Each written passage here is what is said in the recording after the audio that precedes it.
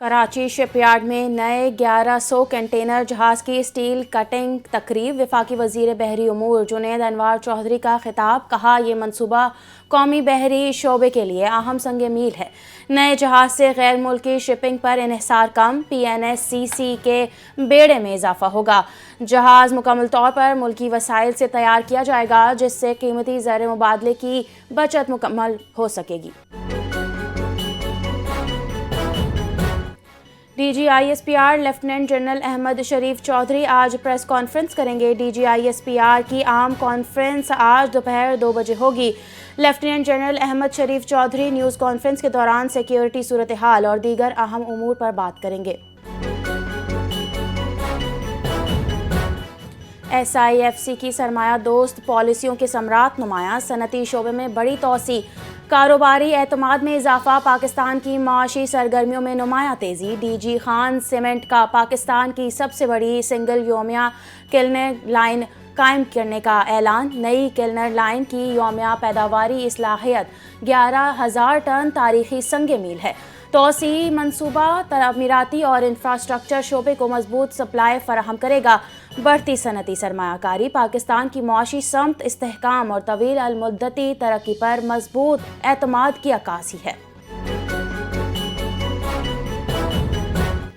سانحہ سوپور۔ مقبوضہ کشمیر میں بھارتی ریاستی دہشت گردی کا ہولناک واقعہ۔ 6 جنوری 1993 سوپور میں نہتے کشمیری شہریوں کو منظم دہشت گردی کا نشانہ بنایا گیا۔ بھارتی فورسز نے گھروں کو آگ لگائی اور لوٹ مار کی۔ متاثرین کا الزام، armed forces special powers act نے بھارتی فورسز کو استثناء فراہم کیا۔ 3 دہائیوں بعد بھی سوپور کے متاثرین انصاف اور عالمی توجہ کے منتظر۔ باجوڑ کا جار پل صوبائی حکومت کی عدم توجہ کا شکار، عوام پریشان۔ اگست 2025 کے سیلاب میں جار پل تباہ، پاک فوج نے عارضی پل تعمیر کیا۔ عارضی پل کے ذریعے عوام کی آمد و رفت جاری، مستقل بحالی تاخیر کا شکار۔ عوامی پاک فوج کے مشکور، صوبائی حکومت کی نااہلی پر سوالات۔ منظور شدہ فنڈز کے باوجود جار پل پر تاحال کام شروع نہ ہو سکا۔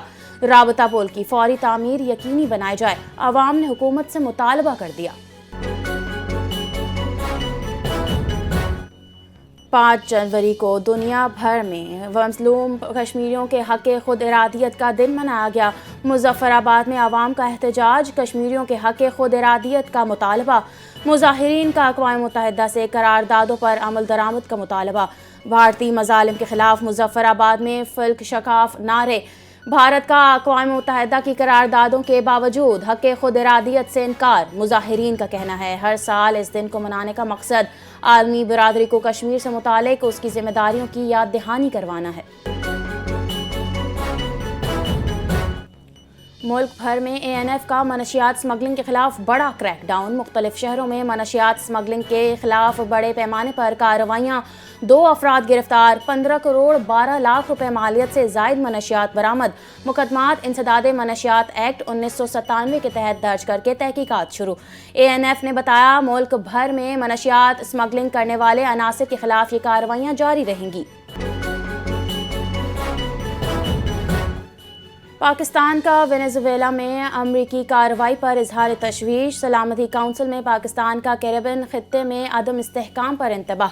سلامتی کونسل میں پاکستانی قائم مقام مندوب عثمان جدون کا ہنگامی اجلاس سے خطاب۔ کہا، خطے میں عدم استحکام علاقائی اور عالمی سلامتی کے لیے نیک شگن نہیں ہے۔ UN چارٹر کے تحت طاقت کے استعمال کی مخالفت، یک طرفہ فوجی کارروائی عالمی قوانین کی خلاف ورزی قرار دے دی۔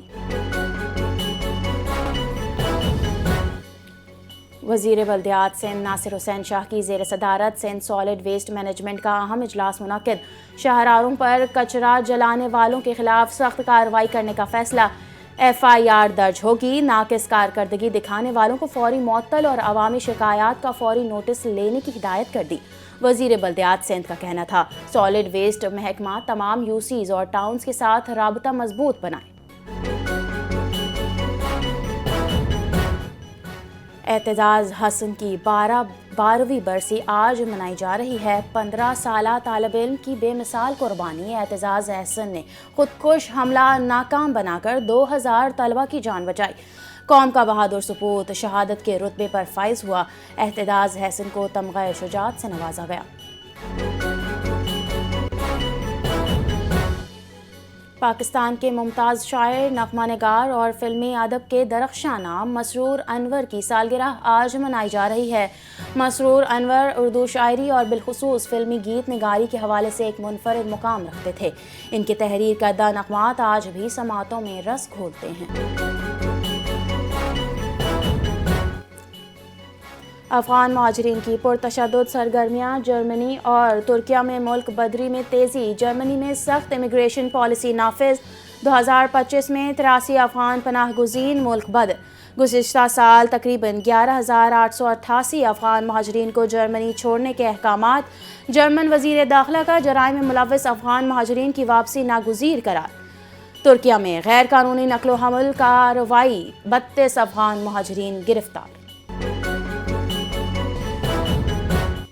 اور سری لنکا کے خلاف T20 سیریز، پاکستانی اسکواڈ کا دوسرا گروپ کولمبو پہنچ گیا۔ کپتان سلمان علی آغا، سائم ایوب، محمد نواز اور ابرار احمد گروپ میں شامل، عثمان خان، صاحبزادہ فرحان، عبدالصمد اور خواجہ نافع بھی کولمبو میں موجود۔ بیٹنگ کوچ محمد حنیف اور سپورٹ سٹاف کے دیگر ارکان بھی ہمراہ۔